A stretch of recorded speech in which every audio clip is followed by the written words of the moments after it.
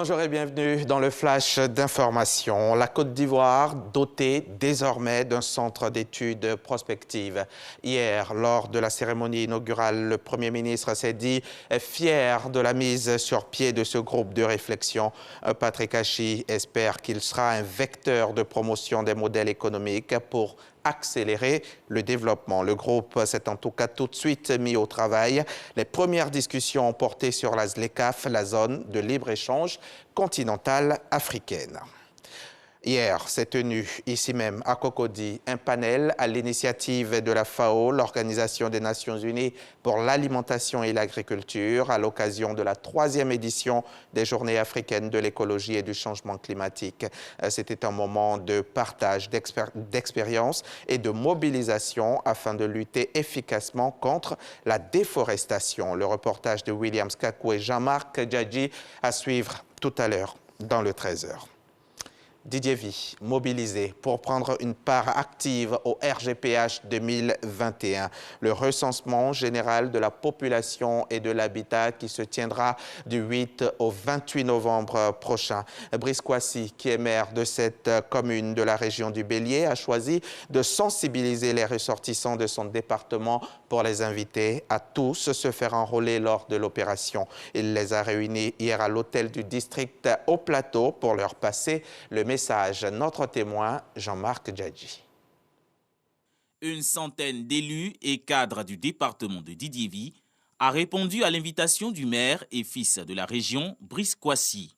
Venu massivement des 5 sous-préfectures, Didier Vie, Boli, Molonoumblé, Raviar et Tiedinkro, ces populations sont instruites sur les enjeux et les avantages de ce 5e recensement général de la population et de l'habitat initié par le gouvernement. Elles sont invitées à s'impliquer dans le projet. Au fil des événements, il y a des réticences qui peuvent se développer. C'est à nous aujourd'hui de revenir auprès d'eux, de faire comprendre ce qu'ils avaient l'habitude de faire auparavant pour pouvoir planifier le développement. C'est de ça qu'il s'agit. Le maire Brice Kwasi et le directeur général de l'Institut national de la statistique ont exhorté les ménages de ces localités à ouvrir chaleureusement leurs portes aux agents recenseurs. Lorsque une personne de Didier Vie n'est pas recensée, ça devient un souci pour nous au niveau de l'Institut national de la statistique. Souci tout simplement parce que cette personne, certes, elle sera prise dans le développement, mais cela va engendrer des efforts considérables pour l'État. L'opération de recensement général de la population et de l'habitat est une opération d'envergure, une opération très importante. C'est une opération également pour sa réussite qui va demander la participation active de tous les cadres de toutes les régions de la Côte d'Ivoire.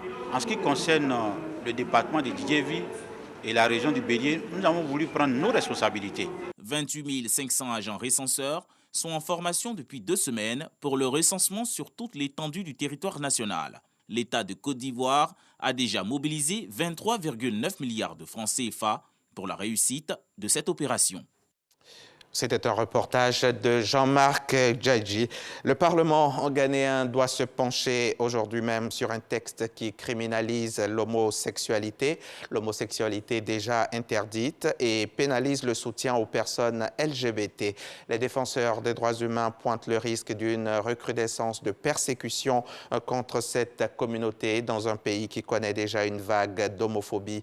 Si le texte est voté, il permettra d'infliger jusqu'à 10 ans de prison au personnel LGBT, pénalisera les défenseurs et la publication d'informations pouvant être considérées comme un encouragement à l'homosexualité. Le coup d'État au Soudan avec l'arrestation par l'armée des dirigeants civils et la dissolution des organes de la transition suscite une vive inquiétude dans le monde. Le secrétaire général de l'ONU, Antonio Guterres, a réclamé la libération immédiate du Premier ministre Abdallah Hamdok. Washington a réclamé le rétablissement des institutions. À Khartoum et dans tout le pays, les manifestants n'ont pas attendu que la communauté internationale réagisse. Malgré le couvre-feu, de nombreux Soudanais hérissent des barricades dans la ville. Le chanteur congolais Koffi Olomide est réjugé pour agression sexuelle sur 4 de ses danseuses entre 2002 et 2006. Il était présent à l'audience devant la cour d'appel de Versailles, près de Paris.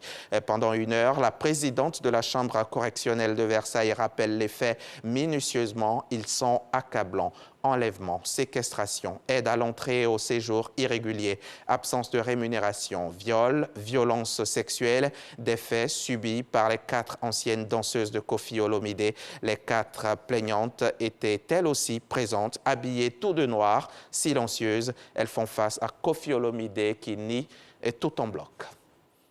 On se retrouve à 13h pour le point complet de l'actualité.